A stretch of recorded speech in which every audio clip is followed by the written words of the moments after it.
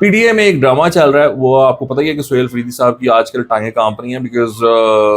علیم گنڈا پور اور ان کے جو اتحادی ایم پی ایز ہیں ان کی طرف سے ایک پورا آن سلاٹ ہے، وہ آ کر میڈیا میں کھل کے کہہ رہے ہیں کہ ہم بجٹ میں ووٹ نہیں ڈالیں گے کیونکہ یہ لوگ عمران خان کو نکلوانے کے لیے کچھ نہیں کر رہے ہیں۔ اب ان کو میرے خیال سے کوئی لیٹرز یا کوئی شو کوز ایشو کیا گیا ہے اور اس کو ان کا جو پارٹی کا واٹس ایپ گروپ ہوگا اس میں شیئر کیا گیا، اس کے جواب میں علیم گنڈا پور اور مشتاق غنی صاحب جو کہ پہلے بھی ٹی وی پر آ کر اس سے اپنی جو لیڈرشپ ہے صوبے میں اس کے خلاف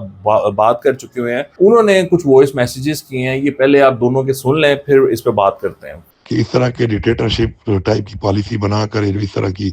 پہلے باتیں کی جا رہی اور اب اس طرح کی یہ نوٹیفیکیشن کیے جا رہے ہیں، تو یہ بالکل معقول نہیں ہے کہ ہمارے صدر صاحب نے خود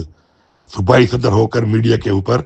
اپنی حکومت کے خلاف باتیں کی ہے، یہ ریکارڈ پہ ہے۔ تو مہربانی کر کے یہ دھمکیاں سے اس طرح کو نوٹیفیکیشن نہ کریں، یہ کوئی طریقہ نہیں ہے۔ ہم نے تو صرف یہ جرم کیا کہ عمران خان کا نام لے لیا ہے جو آپ لوگ نہیں لے پا رہے۔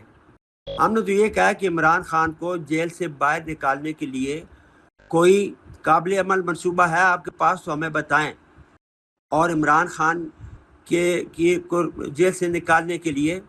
کوئی تحریک اٹھائیں۔ تو یہ آپ نے سنا کس طرح علیم گنڈا پور کہہ رہے ہیں کہ تم لوگ جب میری حکومت میں بولتے تھے تب خیال نہیں آیا تھا، تب تو میں نے تو کسی کو نہیں شو کو نوٹس جاری کیا، میرے خلاف بھی بولتے تھے، اور جو صدر تھے اس وقت کے یعنی کہ یہ جنید اکبر صاحب یہ بھی بولتے تھے میرے خلاف، تو میں نے تو کسی کو نہیں شو کو نوٹس جاری کیا، اب تم لوگوں کو کیوں مرچیں لگ گئی ہیں؟ اور مشتاق غنی کہہ رہے ہیں کہ جی میں تو عمران خان کے لیے آواز اٹھا رہا ہوں، اور اگر عمران خان کے لیے آواز اٹھانا جرم ہے تو میں یہ جرم کرتا رہوں گا۔ تو انہوں نے بھی